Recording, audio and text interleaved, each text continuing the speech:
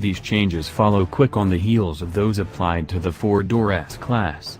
As with the sedan, the non-AMG two-door V8 models, formerly badged S550, have been rechristened S560 and given Mercedes-Benz's ubiquitous twin-turbocharged 4.0-liter V8. Replacing the twin-turbo 4.7-liter V8, the new engine stirs up 463 horsepower, a gain of 14, and the same 516 pounds-to-foot of torque. The engine also benefits from a fuel-saving cylinder deactivation feature that shuts down half of the cylinders under light loads, although only in the coupe version, not the Cabrio. The S560 Coupe comes standard with 4MATIC all-wheel drive, but the S560 Cabriolet is strictly rear-wheel drive. A very similar, in this case hand-built, twin-turbo 4.0-liter V8 makes its way into the Mercedes AMG S63 this year, where it produces a mighty 603 horsepower and 664 pounds-to-foot of torque.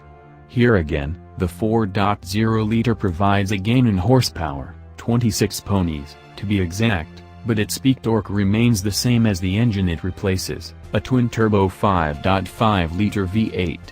Mercifully, last year's at times jerky 7-speed automatic transmission, fitted with a multiplate clutch connecting it to the engine, is gone. In its place sits an impeccably behaved version of the same 9-speed automatic used in the S560, although with a clutch pack coupler. All-wheel drive remains standard on the S63 Coupe and Cabriolet, but the system has more control over torque distribution than the outgoing setup. That nifty trick compelled Mercedes to rebrand this version as 4MATIC Plus. Mechanically, the 12-cylinder Mercedes AMG S65 remains the same. That's not entirely a bad thing, given the twin-turbocharged V12 621 horsepower and 738 pounds-to-foot of torque.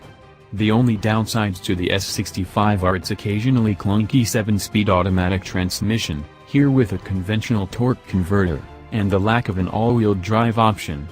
Both can be blamed on the V12's mountain of torque, which is too great for any other Mercedes transmission or all-wheel drive transfer case to handle. In spite of their new engines, the S560 and the S63 motor down the road much like their predecessors. The 4.0-liter V8 offers snappier throttle response than the ultra-smooth 4.7 and 5.5-liter engines it replaces. And we tip our cap to the S63's 9-speed automatic transmission, which exhibits none of the low-speed slipping sensations, occasional gear change stumbles, or laggard responses to manual shifts of the 7-speed unit. We suspect the S560 and the S63, like their four-door siblings, will be slightly quicker in our testing. The freshened S65 won't be, and it likely will again be slower than the $70,000 less expensive S63 due to its greater mass and lack of launch-aiding all-wheel drive traction. Every two-door S-Class otherwise remained smoother than melted butter poured over a Teflon mattress. Setting the adaptive suspension to its Sport Plus, or, on the AMG's only, race modes adds barely a whiff of starch to the baseline comfort ride. They're all quiet, too, even the Cabriolet models, at least when their triple-layer acoustically lined cloth tops are raised. Those lids block out enough noise to convince you that you're riding in a fixed-roof car. They also can be powered up and down at speeds up to 31 miles per hour in as little as 20 seconds.